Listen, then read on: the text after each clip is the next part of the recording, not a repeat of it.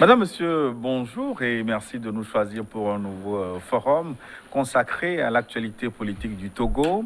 Opposition, conjoncture politique défavorable. C'est ce que nous allons voir avec notre invité qui nous fait l'honneur d'être au plateau, Mohamed Tchassouna Traoré. Bonjour, maître. Bonjour, mon cher ami. Heureux de vous revoir après cette longue période de vide. Très heureux de vous revoir en forme, malgré les cheveux de plus en plus blancs. Écoutez, entre-temps, c'est l'érosion de l'âge. Donc nous allons parler du sort de l'opposition, votre champ politique de plus en plus en berne ou en forme. Ce sera, en tout cas, votre avis nous intéresse pour nous départager. Vous êtes surtout notaire de profession. Vous avez dirigé au Togo la Chambre des notaires du Togo. Vous êtes vice-président honoraire de l'Union internationale du notariat et consultant sur le titrement pour plusieurs institutions internationales, dont la Banque mondiale, si je ne m'abuse. Oui. Donc le foncier, c'est un domaine que vous connaissez très bien et je voudrais même d'ailleurs commencer par là, puisque vous êtes notaire, vous connaissez bien ce domaine. Alors, votre pays, le Togo, est miné depuis plusieurs années par des litiges fonciers à répétition. Dans l'actualité, la presse charrie tous les jours des villages entiers qui sont réclamés par des propriétaires. Alors, qu'est-ce qui explique la prolifération et la complexité des problèmes fonciers du Togo, pour ouvrir une petite parenthèse avant de retrouver la politique proprement? Merci, mon cher ami, de pointer le décor au travers d'une problématique qui est majeure pour le peuple togolais, celui du foncier. Et je dis au passage que le Togo n'est pas le seul concerné par cette problématique foncière. 80% des pays africains vivent cette problématique. On en a pour preuve le séminaire de la semaine dernière qui a porté sur la sécurisation le foncier, c'est-à-dire les problèmes fonciers communautaires, et qui a rassemblé au moins 13 pays à Lomé pour connaître de cette problématique. La problématique foncière pose au centre de la problématique. Les difficultés sont nées du fait de la non-conjonction des acteurs du foncier, chacun travaillant dans son domaine de manière exclusive, et parfois une absence de synergie ou une législation qui est tâtonnante ou parfois vieillissante et inadaptée, qui peuvent expliquer tout ce que nous avons connu et que nous connaissons encore aujourd'hui sur le domaine du foncier. Les acteurs du foncier, on les connaît. Pour que le foncier soit sécurisé, il faut une bonne législation. Pour avoir une bonne législation, il faut mettre en synergie beaucoup d'acteurs. Les sociologues, les anthropologues, des juristes, des historiens, des géographes, des géomètres, beaucoup d'acteurs rentrent en jeu pour mettre en place une véritable politique foncière. Que viendraient chercher les sociologues, les anthropologues, les historiens? Oui, parce que tu sais, tout le monde est attaché à la terre.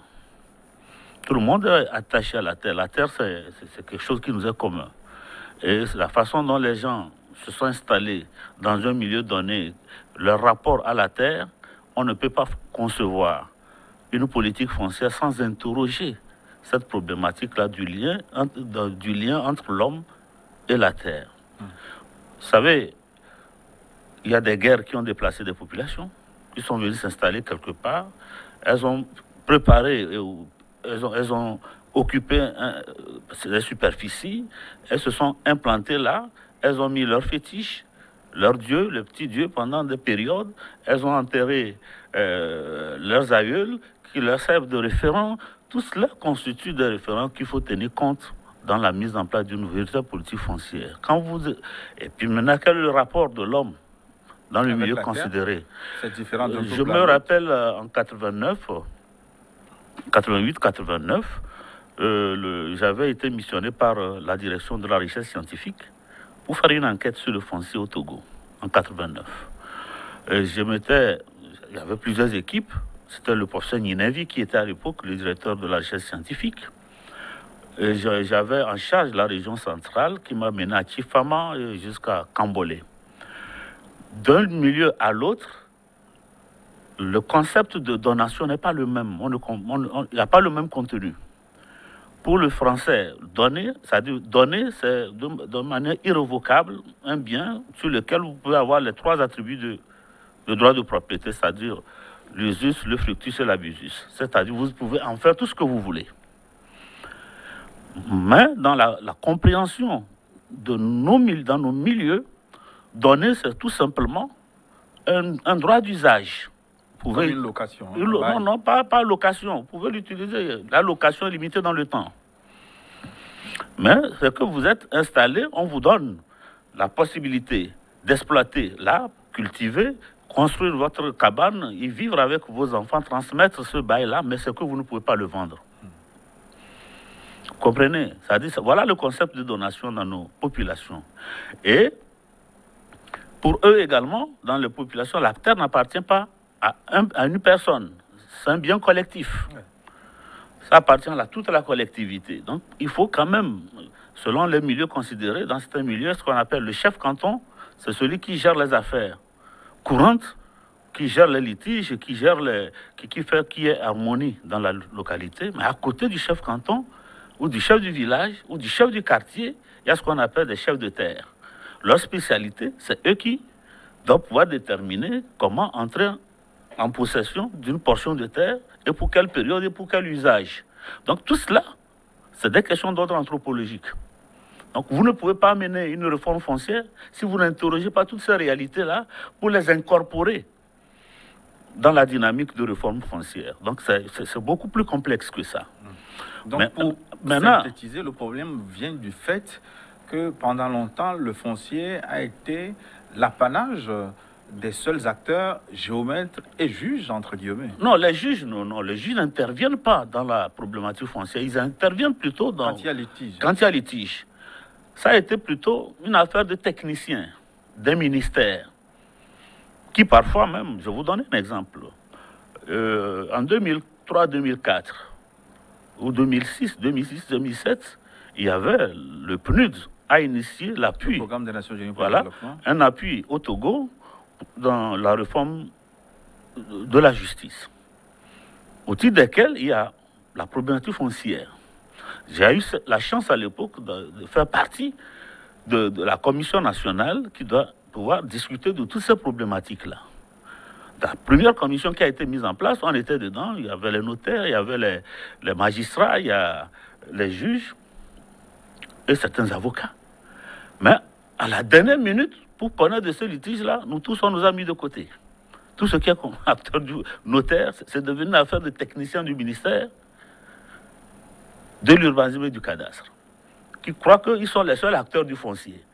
Voilà, ça fausse le départ. Donc ce cloisonnement entre acteurs, chacun croyant faire du bien pour le bien collectif, en ignorant les autres acteurs, a été pour beaucoup dans les problèmes que nous connaissons. Nous avons connu et que nous continuons de vivre aujourd'hui. Oui, Maître Tchassona Traoré, il y a plusieurs communautés au Togo, plusieurs ethnies. Dans la mesure où le rapport à la terre est différent d'une communauté à l'autre, comment peut-on dégager une législation nationale? On arrive à dégager une législation nationale à partir de ce qui fait le lien commun. C'est-à-dire, il faut pouvoir intégrer cette évolution-là. C'est pourquoi, tu vois, quand on parle du code foncier de 1906, ce n'est pas un mauvais code. Mais ce qu'il a vieilli, bien sûr, il y a des aspects à revoir dedans. Que disait cette loi? La loi foncière de 1906. Elle disait que pour qu'on puisse faire quoi que ce soit sur une parcelle déterminée, c'est-à-dire vendre, donner, échanger, et tous les usages possibles, il faut préalablement immatriculer. Pour immatriculer, les acteurs qui sont appelés dans la province de l'immatriculation sont les acteurs traditionnels selon les milieux. Il faut savoir comment, c'est-à-dire traduire les pratiques locales et pouvoir les intégrer dans la norme, dans la législation actuelle pour pouvoir les normer. Malheureusement, pendant des années, l'État a ignoré ou a laissé faire. Donc, pour que la terre sorte du statut coutumier, pour rentrer dans le statut moderne, il faut d'abord l'immatriculation. Pendant longtemps, il n'y a pas eu de matriculation. Et encore aujourd'hui, on n'oblige pas les communautés à immatriculer. C'est la grosse difficulté, une des difficultés que nous avons. Ça dit, chacun se lève, il dit, moi, je suis chef canton, je peux vendre. Je suis chef de collectivité, je peux vendre. En réalité, il vend quoi? Qu'est-ce qui fonde son droit de propriété? Quel est le papier qu'il exhibe pour montrer que le domaine lui appartient? C'est des gymnastiques le plus souvent. C'était la base à partir de laquelle on pouvait déjà commencer par arranger le foncier. Mais il faut dire que la dernière réforme foncière a pris en compte ce genre ces difficultés-là que nous avons rencontrées de par le passé pour les intégrer dans la réforme. Mais elle n'est pas complète. Il y a encore des choses à revoir par rapport à la dernière loi qui a été votée par l'Assemblée, je crois, en 2016, qui doit encore être améliorée parce que il faut tenir compte chaque jour que Dieu fait des manquements, des problèmes rencontrés pour améliorer. Mais normalement, Maître Mohamed Tchassouna Traoré, est-ce que les choses ne seraient pas simples si, avant de vendre un terrain, on prend une autorisation auprès de l'État? Non, l'État, vous savez, le Togo comme le Cameroun sont les seuls pays au niveau des anciennes colonies, parce qu'il y a 3 types de pays en Afrique. Il y a des pays comme l'Éthiopie et la RDC. En Éthiopie, la terre appartenait au roi, c'est-à-dire au roi de l'Éthiopie. Maintenant, c'est l'État qui représente ça, c'est l'État. La terre appartient de manière exclusive à l'État. En RDC, c'était la propriété du roi des Belges, qui est devenue également aujourd'hui la propriété de l'État. Les terres congolaises étaient... Congolaises, c'était la propriété du roi belge. Voilà. Qui pouvait user... De faire ce qu'il voulait, c'était son terrain de sage, il faisait ce qu'il veut.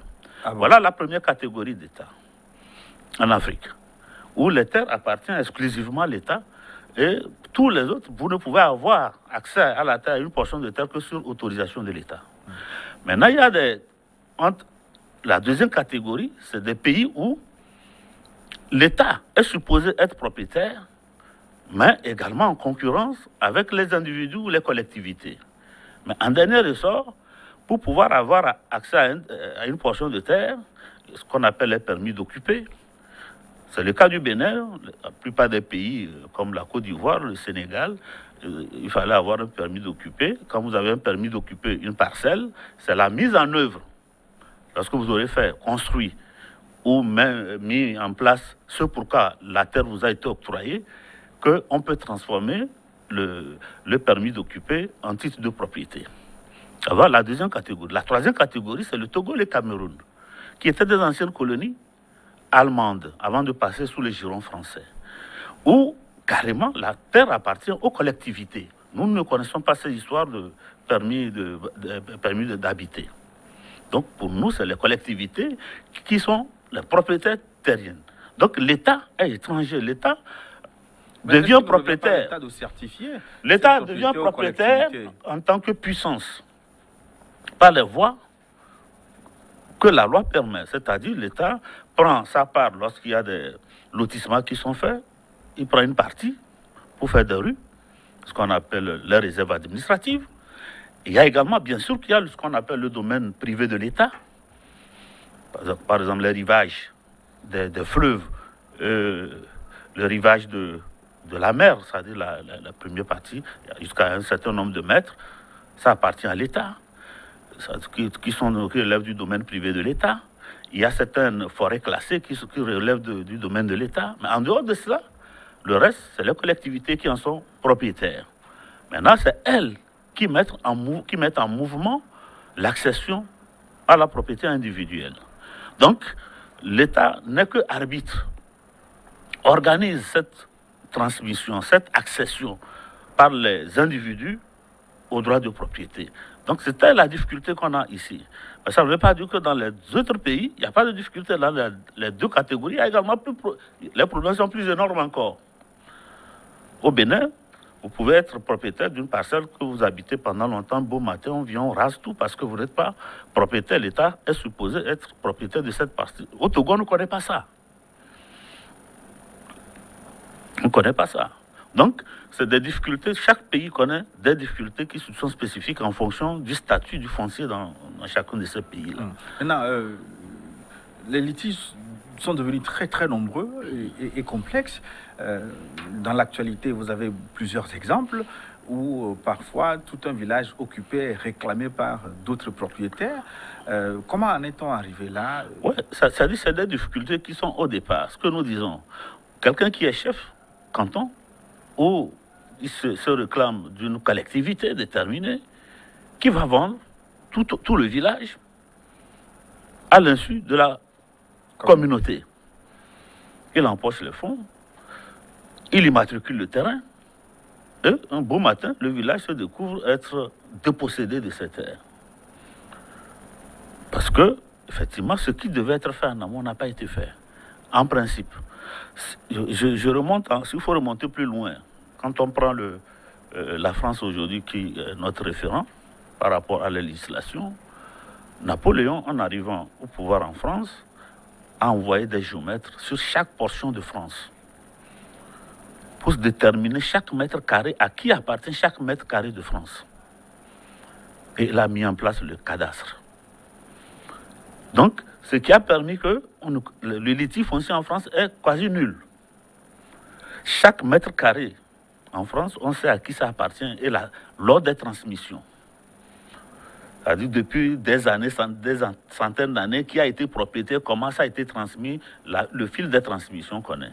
Malheureusement, c'est un travail qui demande beaucoup d'énergie et d'argent aujourd'hui. Est-ce que le même exercice ne peut pas être fait quand vous dépensez des milliards pour organiser des élections parfois sans issue? Ouais. Est-ce que vous ne pouvez pas utiliser ces C'est tout le vœu, on peut le faire. Aujourd'hui, ce qui est l'effort si on ne peut pas le faire sur 5 ans même. L'effort qui est consenti aujourd'hui, c'est le cadastre qui est avec la géolocalisation, qui est en train d'être, qui prend forme, mais elle ne peut pas donner les résultats attendus si on ne fait pas ce qu'une proposition pour obliger chacune des collectivités propriétaires de terres à se faire identifier, à identifier les terres et qu'on fasse des enquêtes pour déterminer si vraiment la collectivité qui réclame le droit de propriété sur une portion déterminée dans chaque village, dans chaque hameau, en est véritablement le propriétaire. Aujourd'hui, avec la décentralisation, la présence des mairies à travers tout le pays et le pouvoir décentralisé, c'est-à-dire central, les maires et tout ce qu'il y a, on peut arriver à faire ce travail-là. C'est-à-dire chaque village, toutes les communautés propriétaires de terres doivent pouvoir, avec l'appui des géomètres, au niveau de chaque préfecture, déterminer l'ensemble des propriétaires terriens, les limites, le contenu de leur propriété et les cadastrer.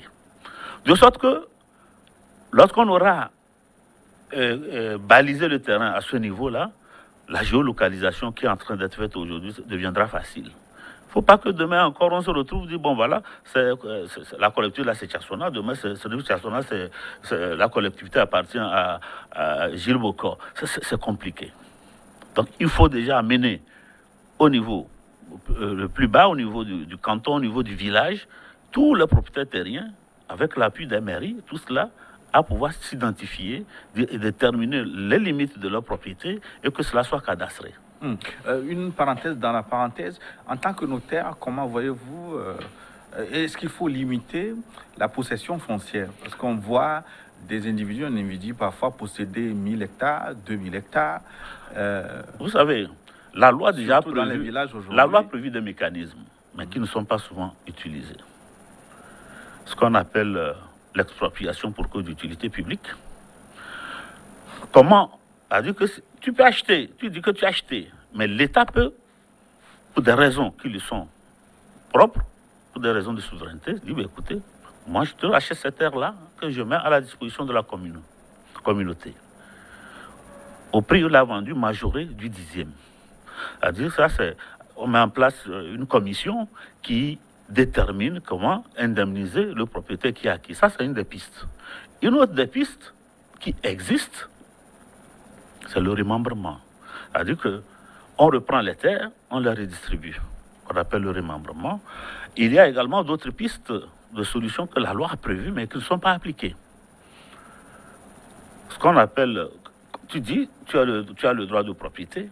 Ceux qui prétendent aujourd'hui en être propriétaires, même si tu as fait un titre foncier sur la parcelle, ils peuvent aller devant le juge pour démontrer que cette vente-là n'a pas été régulièrement consentie et que celui qui l'a vendu, celui qui a cédé cette parcelle-là, n'en était pas le seul propriétaire.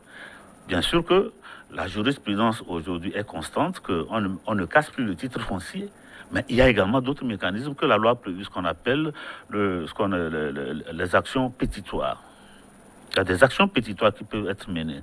C'est-à-dire que si il apporte la preuve que, en réalité, celui qui a vendu n'en était pas le véritable propriétaire. Mais celui qui a acheté était... C'est là qu'on détermine si l'acheteur était de bonne ou de mauvaise foi. S'il est de mauvaise foi, c'est-à-dire qu'il savait que le vendeur n'en était pas le véritable propriétaire. Mais pour des raisons qui lui sont propres, il a poussé le vice à aller acheter une parcelle dont il avait connaissance que le vendeur n'en était pas le véritable propriétaire. À partir de là, on dit qu'il est de mauvaise foi. Mais il a déjà immatriculé son terrain. Que fait le juge? Il ne déclare pas le titre foncier nul, mais on agit en dommages et intérêts. C'est-à-dire que le village tout entier peut se constituer partie civile devant le juge pour demander des dommages et intérêts, avec la preuve que celui qui a vendu n'en était pas le véritable propriétaire et que celui qui a acheté était de mauvaise foi. Mais c'est le juge qui détermine le montant des dommages et intérêts. Et il a sorti les dommages et intérêts de ce qu'on appelle une hypothèque judiciaire. S'il est de mauvaise foi, les dommages et intérêts sont déterminés sur la base du prix du terrain le jour du prononcé du jugement. Voilà comment le mécanisme joue. C'est-à-dire que... rachète en quelque sorte le voilà, c'est-à-dire que vous m'avez spolié de mon terrain, allez l'immatriculer en votre nom, en sachant que celui qui vous l'a vendu n'en était pas propriétaire. Si je saisis le juge sur la base de cette action-là, que je viens de citer, une action pétitoire, ça permet au juge de déterminer une indemnité sur la base, quel est le prix de vente au mètre carré, c'est-à-dire par parcelle au jour d'aujourd'hui. C'est sur cette base-là que le juge détermine l'indemnité. Si vous l'aviez acheté il y a 10 ans ou 20 ans, à 500 000 francs l'hectare, et si l'hectare aujourd'hui vaut 10 millions, c'est sur la base de 10 millions que le juge détermine l'indemnité. Et cette indemnité que le juge détermine est assortie de ce qu'on appelle une hypothèque judiciaire. Donc on inscrit l'hypothèque sur le titre foncier. Il faut que vous me remboursez. Vous remboursez au village le montant de cette indemnité-là pour en être propriétaire. Faute de quoi, il y a un délai qui est tellement... Le village réalise l'hypothèque qui a été consentie et le village rentre maintenant en possession de ce qui lui a été spolié. Que dit la loi? Donc c'est ce qu'on appelle une action pétitoire, mais que malheureusement nos juridictions n'utilisent pas. Il y a plusieurs fois, dans plusieurs ateliers, nous avons eu à le rappeler. Il faut inscrire ça. La deuxième chose, lorsque l'acquéreur est de bonne foi, au moment où il achetait, pour lui, il n'y avait rien qui pouvait lui indiquer que la parcelle n'était pas la propriété de celui qui vendait. Il est de bonne foi. Maintenant, l'indemnité que le juge fixe, elle est fixée à partir sur la base du prix au moment où l'acte a été passé, c'est-à-dire au moment où la vente a été réalisée. Si c'est à 500 000 francs, c'est sur cette base que le juge détermine l'indemnité que l'acquéreur doit payer, mais assorti toutefois également de l'indemnité, c'est-à-dire d'une hypothèque judiciaire, qu'on inscrit dans le titre, avec un délai. S'il ne paye pas, le village réalise l'hypothèque et rentre en possession de cette terre. Voilà des mécanismes que la loi a prévus, mais malheureusement que nos juridictions n'utilisent pas. Voyez-vous, donc il y a beaucoup de choses. La parenthèse devient très intéressante. Une autre question. Ouais. Que dit la loi sur la propriété foncière des non-togolais, des étrangers? Oui. On a ouï dire que les étrangers ne peuvent pas acquérir. Oui, en 1961, je crois, non, en 1963 plutôt, il y a une loi qui a été prise par le gouvernement togolais qui est d'actualité. Oui, le Togo, c'est un petit territoire, 56 000 km². 56 000 km² qui nous reste, si on n'organise pas l'accession à la propriété, si on laisse n'importe qui venir acheter, je vous dis qu'un Saoudien, un pétrolier ou un Chinois, un opérateur chinois va acheter les 56 000 km². Donc moi je dis que j'encourage le maintien d'une telle disposition. Est-ce que c'est maintenu parce qu'on voit de plus en plus non, il y a acquérir des parcelles? Oui, parce que l'État n'a pas organisé. Voilà également une des failles qu'il faut organiser. La loi dit qu'il faut, pour qu'un étranger achète, il faut qu'il ait l'autorisation préalable de l'État. Malheureusement, lorsque vous introduisez une demande en autorisation que nous faisons, vous saviez quand vous la déposez, mais vous ne pouvez pas savoir quel est son cheminement et à quelle époque cette autorisation. Oh, c'est le Premier ministre qui signe cette autorisation. Il prend une décision pour autoriser. Ça met tellement du temps. Finalement, les gens trouvent un moyen de contourner. Le contournement, c'est lequel? Puisque on a les étrangers. Mais lorsque vous créez une société, ou vous avez une société au Togo, qu'elle soit civile ou commerciale, elle est togolaise, même si vous êtes étranger. Donc ils achètent le foncier au nom de la société. Au nom de la société. Donc voilà. Puisque c'est difficile d'avoir l'autorisation, alors les gens trouvent un moyen légal. Ils créent des sociétés, elles peuvent être commerciales ou civiles, qui devient propriétaire de la parcelle qu'il achète. Au lieu d'aller introduire une demande d'autorisation qui n'arrive pas. Donc il faut organiser un service dédié à cela, à l'autorisation, mettre quelqu'un qui s'occupe que de ça au niveau du service des domaines. Mais ça n'existe pas. C'est ça qui nous crée des problèmes aujourd'hui. Donc, beaucoup achètent, mais les étrangers achètent sans recours à cette autorisation-là, par le biais des sociétés. Mais si une société achète un terrain en son nom et que la société est liquidée, à qui revient la propriété foncière? Aux actionnaires ou à ceux qui ont des apports. Est-ce que vous évoquiez tantôt le nouveau code foncier qui a été voté, je pense, en 2018, 2017-2017. Alors, des réformes qui accompagnent ce nouveau code, est-ce que ça règle le problème? Est-ce que la propriété foncière est de plus en plus sécurisée au Togo? Oui, elle est là, mais la loi là doit être encore revue, à notre sens, au niveau des notaires. Par exemple, ce que je vous ai cité là. Est-ce que la loi doit être revue ou bien appliquée? Parce que elle doit être bien. Non, l'application aujourd'hui, elle se fait. Mais il y a encore des failles. Je crois que le législateur n'a pas été au bout de la logique. Au niveau des acteurs du foncier. Voyez-vous, auparavant, on pouvait acheter le terrain au quartier avec des petits papiers, des reçus de vente. Aujourd'hui, la loi dit qu'il faut obligatoirement aller chez le notaire. Mais ça s'arrête là. Bon, le notaire qui reçoit un acte de vente, mais la loi ne lui donne pas la marge de poursuivre toute la trame de toute la procédure jusqu'au bout. On dit que bon, il ne reçoit que l'acte, vous signez, tu remets une expédition, tu en fais ce que tu veux. Or, on peut aller chez le notaire, aujourd'hui, signer un papier. Si on ne paye pas les frais pour l'enregistrer, ça reste chez le notaire, ça ne bouge pas. Quelle est la sécurité que ça apporte? Pas grand-chose. Parce que des gens, quand ils vont acheter le terrain, on leur dit la parcelle coûte 3 millions. Son effort consiste à aller rassembler les 3 millions. Ce que coûtent les papiers chez le notaire jusqu'à l'immatriculation, il le découvre après. Il arrive, on lui dit, bon voilà, l'enregistrement c'est 1,5% aujourd'hui. La conservation foncière, c'est pareil. Et puis, d'autres charges. C'est là, il dit, mais oh, il faut encore mobiliser telle somme. Je préfère attendre. Je préfère utiliser cet argent-là pour aller prendre déjà 5 tonnes de ciment et puis du sable et commencer par travailler. Entre-temps, quelqu'un d'autre a dévisé sur le même terrain. Il va voir un autre qui dit, bon voilà, celui qui a vendu n'en était pas profit, ils vont chez un autre notaire. Ils font le même papier. Chez un autre notaire, celui-ci n'est pas au courant puisque ce n'est pas répertorié nulle part. Et lui, il est plus diligent. Il immatricule son terrain.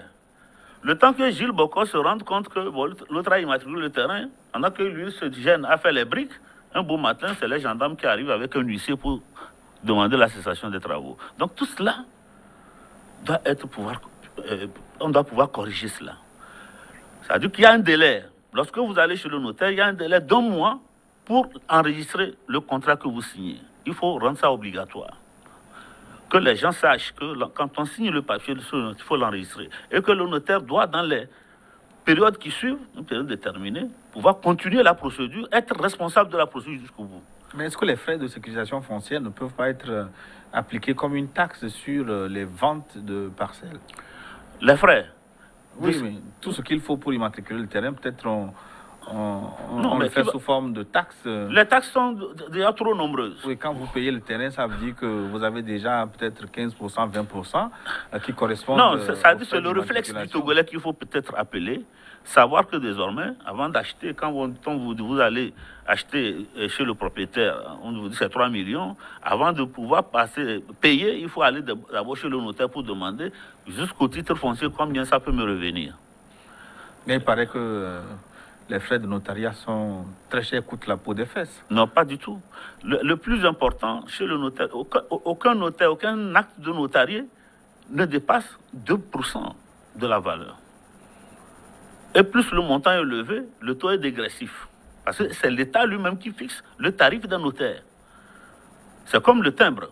Quand vous allez à la mairie, quand le président de la République va faire un acte à la mairie, déclarer une naissance, combien il paye? Il paye 1000 francs. Ou c'est 500 francs, c'est ce qu'il paye, c'est ce que tout le monde paye. C'est pareil chez le notaire, c'est l'État qui détermine ce que doit coûter chaque acte. Donc, c'est dégressif. Ça ne coûte rien, mais le 80% de ce qu'on paye sur le notaire va dans les caisses de l'État. Les droits d'enregistrement, les droits de conservation foncière et les droits de bornage contradictoire et la TVA. Voilà l'ensemble des taxes que le notaire allie. Nous sommes des collecteurs d'impôts. Nous sommes des auxiliaires également des impôts. Nous collectons des impôts au titre de l'État. Donc, ce qui revient au notaire, sur les 2%, plus le montant est élevé, plus le taux est dégressif. Il peut aller jusqu'à parfois 0,05% en fonction du montant de la transaction. Donc, c'est dégressif. Donc, c'est une image qu'on donne, mais ce n'est pas toujours vrai.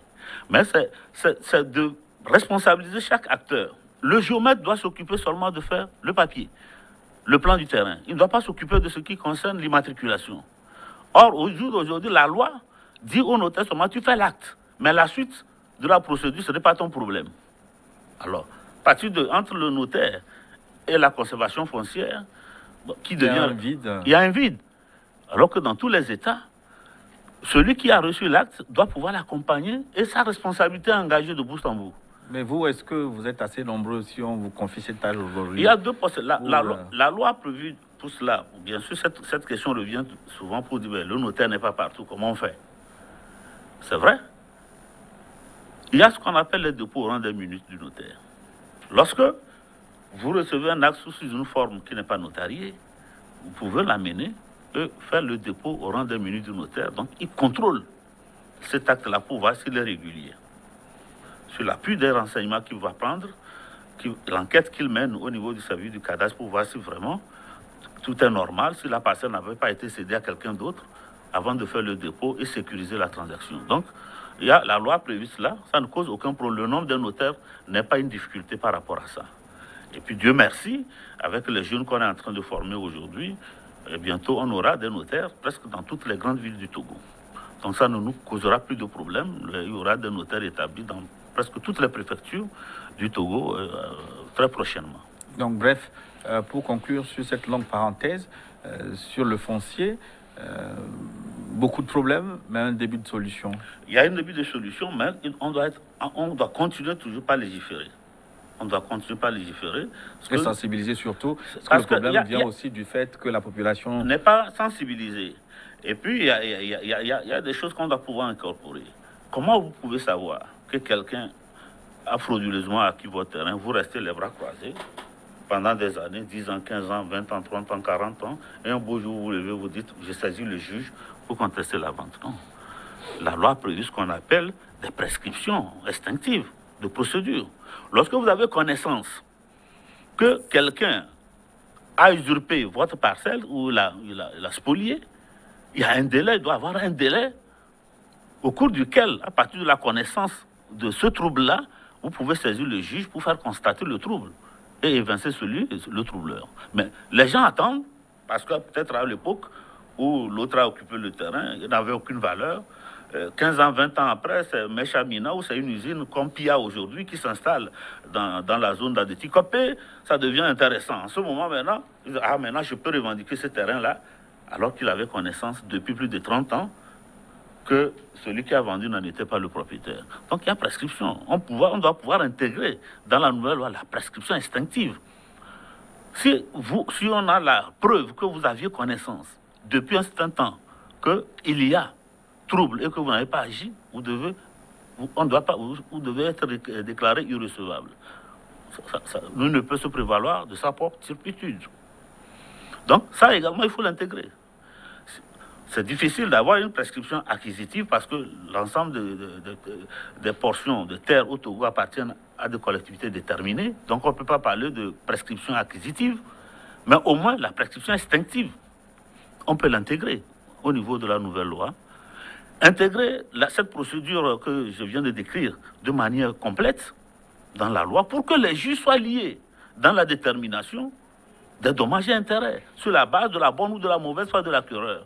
Effectivement, en incluant ce qu'on appelle le droit récursoire. C'est-à-dire que lorsque vous achetez chez quelqu'un et que, après, par le mécanisme de l'action pétitoire, on vous condamne à payer une indemnité, vous pouvez vous retourner contre la collectivité ou le monsieur qui vous a vendu pour entrer dans vos droits. En saisissant également ces biens.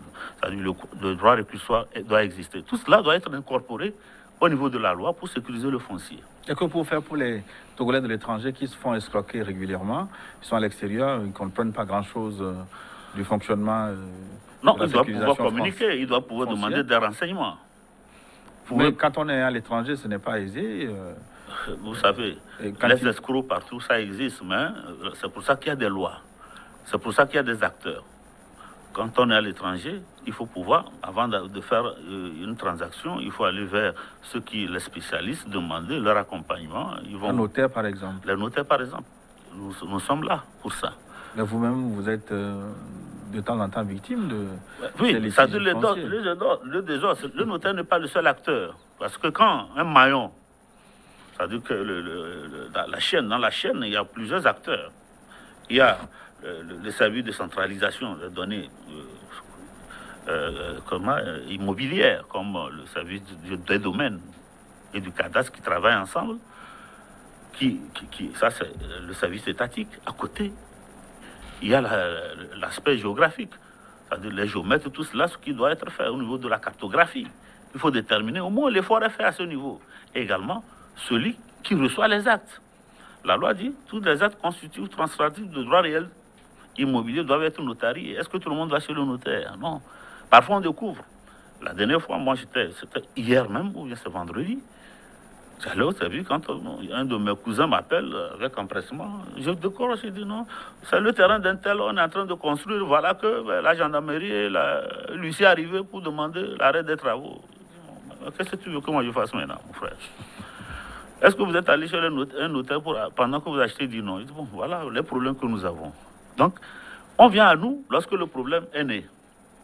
Et le pauvre juge, on lui met tout sur le dos, mais en réalité, il n'est pas le seul, il n'est pas responsable de ce qui arrive. C'est que les gens ne se renseignent pas. Parfois, on fait dans l'aveuglette. Et puis bon, il arrive ce qu'il arrive. Merci en tout cas pour cette consultation gratuite en direct. On va revenir à nos moutons pour clôturer cette première partie de New World Forum. Et sur le plan politique, je l'évoquais en introduction, pourquoi avez-vous mis en berne vos activités? Non, les partis politiques n'ont pas mis en berne leurs activités. On ne vous entend plus, on ne vous voit plus. Non, nous travaillons. Vous savez, après tous les épisodes qu'on a connus, chacun va à son rythme. Voyez-vous, ça ne veut pas dire qu'on a mis les activités en berne. Nous travaillons toujours. Que faites-vous? On travaille au niveau local, au niveau du terrain, pour maintenir, informer nos militants au niveau de la base, et puis bon, en attendant les grands jours électoraux. Ben, on a l'impression que vous êtes en berne parce que l'opposition togolaise, elle est connue pour exister par les manifestations de rue. Vous touchez du doigt, vous mettez le doigt dans les abeilles, là. Vous savez tout ce qu'on a connu comme difficulté par rapport aux manifestations. Hein? La loi sur les manifestations qui a été modifiée énormément. Et puis bon, c'était pratiquement impossible de manifester. Vous le saviez, jusqu'aux dernières conclusions du CNAP. Il faut dire que c'était pratiquement impossible pour un parti politique de pouvoir manifester au Togo depuis 2018. Est-ce que cette loi ne vous a pas quelque peu aidé parce que depuis les soulèvements avortés, ou en tout cas non concluants 2017-2018, l'opposition avait du mal à remobiliser les troupes? Non, pour remobiliser, il faut aller sur le terrain. C'est-à-dire les meetings, les manifestations. Maintenant, quand par la loi, on vous dit, bon voilà, on ferme les portes, on met des conditions qui limitent la possibilité de manifester, c'est pas la faute au parti politique. Dieu merci que bon, on a pu faire quelques modifications de cette loi-là pour pouvoir encore... On va y revenir, hein. Mais au fond, sincèrement, Maître Chassona Traoré, est-ce que vous pensez que dans le contexte africain, notamment togolais, les manifestations de rue sont d'une quelconque utilité? Bon, il ne faut pas en abuser. Si on dit la liberté, ça dit que la dernière fois, je le disais chez un de vos confrères, la démocratie se nourrit de la conscience du citoyen par rapport à sa liberté. Cette manifestation de la conscience, elle peut se dérouler de mille manières. La réflexion, l'écrit, la parole, l'attroupement, et puis tout cela, ça rentre dans ce qu'on appelle le mécanisme de communication au niveau politique. Donc ça fait partie. Hein. Bien sûr que il ne faut pas abuser, il ne faut pas trop tirer sur la ficelle. Il faut avoir quelque chose à revendiquer pour pouvoir aller sur le terrain. Effectivement, nous revendiquons, nous allons sur le terrain. Mais bon, le gouvernement, à un moment donné, a pensé que ce n'était pas bien pour lui. Mais est-ce que les gouvernements africains sont sensibles aux manifestations de rue? C'est ça la question. Elles deviennent un peu comme un épouvantail. Oui.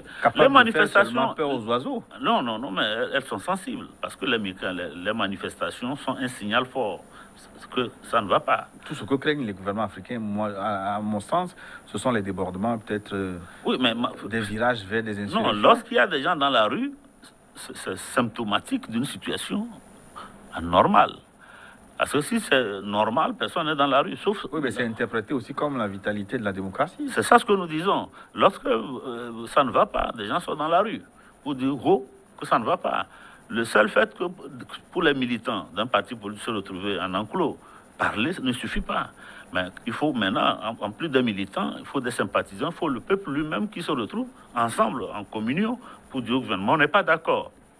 Ce que je voudrais dire, c'est que marcher dans les grandes démocraties en France, aux États-Unis, est-ce que c'est la même perception que les manifestations publiques dans les démocraties africaines, entre guillemets? Bon, il me semble que vous utilisez une arme qui n'est pas adaptée à... qui n'est pas pertinente à votre milieu. C'est pour ça que je peux être d'accord avec vous que ce n'est pas seulement la manifestation, une alerte. C'est une alerte pour dire au gouvernement on n'est pas content. Mais à la suite, il faut quoi? Il faut aller négocier. C'est-à-dire que il y a beaucoup de nos amis de politique qui disent que le dialogue, ce n'est pas ce qu'il faut en Afrique. Je dis qu'ils ont tout faux.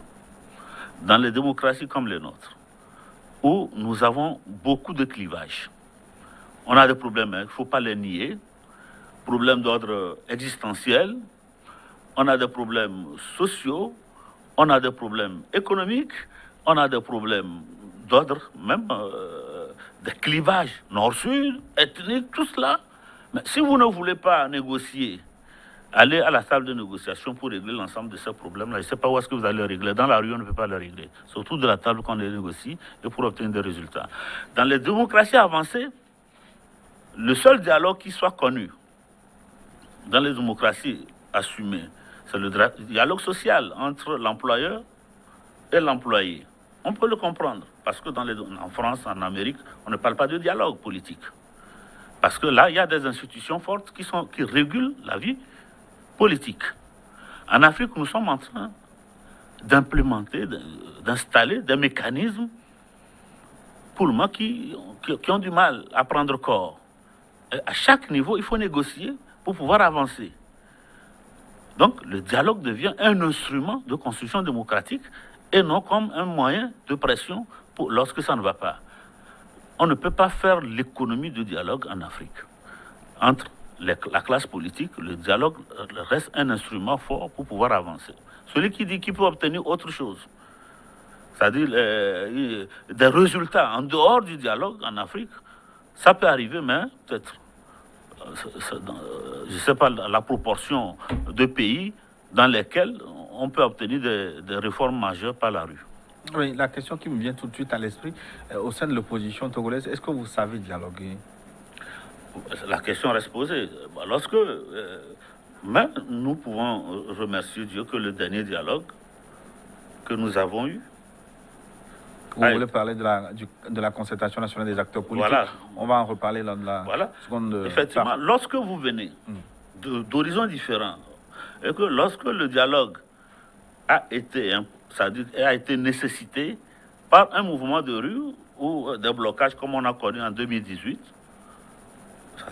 la surenchère est forte, ce qui fait que parfois on n'obtient pas le résultat. Oui, mais parce que la négociation est un art, a des techniques et des méthodes. Mais chacun veut... Est-ce qu'au sein de l'opposition, est-ce que vous êtes outillé pour négocier? Oui. Vous qui avez participé à ces dialogues, oui. Est-ce que vous savez négocier? Est-ce que vous savez dialoguer? Oui, parfois, on sait négocier, mais parfois, c'est qu'on fait en sorte.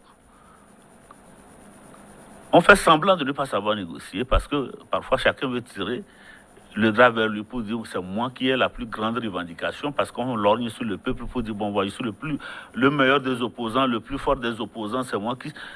Là, cette concurrence au niveau des acteurs politiques se retrouve au niveau des négociations qui font que ça capote. Le dialogue suppose que chacun vient avec ses revendications, que vous trouvez le juste milieu. Ça ne peut pas être ce que toi tu attends forcément, mais ça doit être ce que le minimum, le consensus que vous pouvez obtenir. Le consensus ne veut pas dire unanimité. Le consensus ne veut pas dire unanimité, c'est-à-dire que c'est le minimum sur lequel tout le monde peut se mettre d'accord sans que cela crée une opposition. C'est ce qu'on appelle le consensus. Donc quand vous arrivez à un consensus, c'est déjà ça, une avancée. Donc malheureusement, beaucoup de nos dialogues, on échoue parce que parfois il y a de la surenchère. Il faut le reconnaître. De la surenchère peut-être aussi, mais il vous est reproché d'opter pour le dialogue à des moments où le rapport de force n'est plus en votre faveur. Non, je crois qu'on ne peut obliger personne à aller au dialogue. C'est-à-dire à chaque fois que nous vous réclamez, nous sommes dans la rue, c'est qu'on veut obtenir quelque chose. Parfois, c'est des acteurs externes qui amènent le gouvernement à dire, écoutez, va dialoguer avec ton opposition, parce que nous ne pouvons pas continuer dans ces conditions-là à collaborer avec vous tant que vous n'avez pas une entente avec votre opposition. Là, on met un mécanisme de dialogue en place, mais c'est que nous y arrivons souvent parfois par des revendications qui, en réalité, ce n'est pas ça que nous voulons. Ça veut dire que c'est ce que moi je veux dans mon parti, mais c'est ça qui doit passer en premier. Et lorsqu'on ne l'a pas, et parfois on bute par rapport à ça, c'est la surenchère. Maintenant, si on va avec l'esprit de groupe, qu'il faut obtenir un consensus, on devait pouvoir nous entendre pour pouvoir avancer. Oui, consensus au sein de l'opposition. Est-ce que vous ne vous concertez pas avant d'aborder les grandes discussions politiques? Je veux parler des discussions de 2018, par exemple. Oui, il y avait des concertations, mais écoutez, vous mettez des trucs, par exemple, quand on demande le départ immédiat de Faure Gnassingbé, comment vous pouvez pouvoir négocier par rapport à ça? Vous le voyez partir? Il n'accepte pas partir. UNI ne vient pas négocier le départ de Faure. Mais vous étiez dans le groupe, on était là. Vous l'avez porté comme revendication. Ce que nous disons, non, ça a été porté à quel moment? Bon, c'est ce qu'on appelle la solidarité de groupe. D'accord. On va revenir sur l'ensemble de ces questions, notamment comment vous avez dialogué au sein de la CNAP, est-ce que vous avez travaillé en synergie, ce que vous pensez du butin obtenu, des conclusions qui sont en train d'être traduites en loi, est-ce que vous êtes satisfait des réformes qui ont été déjà opérées et comment vous vous préparez pour les prochaines élections? On va parler dans la seconde partie et les téléspectateurs pourront eux aussi participer à cette émission. Mais là, nous marquons une pause pour une nouvelle édition du journal. À tout de suite.